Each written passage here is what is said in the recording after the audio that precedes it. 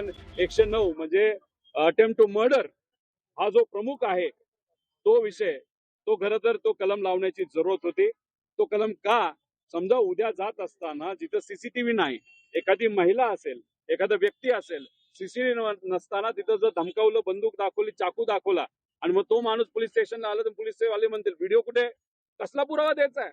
अरे माणूस आहे, महाराष्ट्राचा देशाचा नागरिक आहे, बोलतो तुम्ही मान्य करा, तपास करा. तपास केल्यानंतर जर काय नाही सापडलं तर वेगळा विषय. अरे पण तपास करण्यासाठी कलम लावणं पण महत्वाचं आहे ना. दादा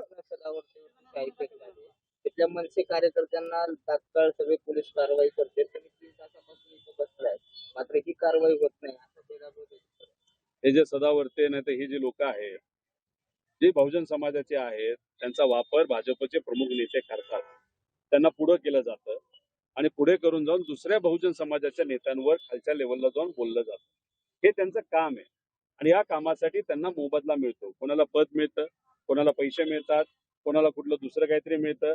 त्यामुळे दुर्दैव असं की बहुजन समाजाच्या लोकांना अशा पद्धतीने वापरलं जात असतं. त्या नेत्यांना लाज सुद्धा वाटत नाही, हे दुर्दैव आहे. आणि हा भेदभाव जो आहे तो आहे ना. आता मी साताऱ्यातून आलेलो आहे. 9 महिन्यापूर्वी एका मुलीवर अत्याचार झाला 7 वर्षाचा. तिच्या डोक्यात दगड घालून तिला मारलं गेलं. त्याच्या आधी 2-3 महिन्याआधी एक मुलगी ही बेपत्ता झाली.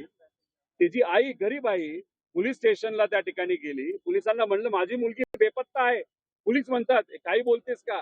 कुठेही तपास नाही झाला. 2 महिन्यानंतर तिची बॉडी सापडली, तिच्यावर अत्याचार झाला, मर्डर केला. आता ही गरिबाची अशी परिस्थिती असेल मग पोलीस काय, कायदा आणि पोलीस श्रीमंतासाठी, नेत्यांच्या पोरांसाठी, नेत्यांसाठी आहे का असं, आणि ते सुद्धा सत्ताधारी, असं आपल्याला समजावं लागेल.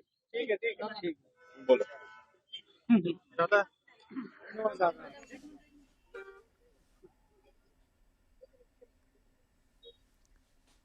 तर लवांडे यांच्यावर संग्राम बापू पठारे यांच्याकडून शाईफेक करण्यात आलेली आहे आणि या सगळ्या प्रकरणावर आमदार रोहित पवार यांनी आपली प्रतिक्रिया दिलेली आहे. माध्यमांशी बोलताना त्यांनी काही कलम लावण्याचा विचार सुचवलेला आहे. त्यामुळे आणि आक्रमक प्रतिक्रिया रोहित पवार यांची समोर आलेली आहे. कारण लवांडे यांच्यावर ज्या पद्धतीने शाईफेक करण्यात आलेली होती, ज्या पद्धतीने त्यांना अडवून अज्ञात स्थळी त्यांना रोखून धरण्यात आलं, त्यानंतर त्यांच्यावर शाईफेक करण्यात आली, या सगळ्या प्रकरणावर रोहित पवार बोललेले आहेत.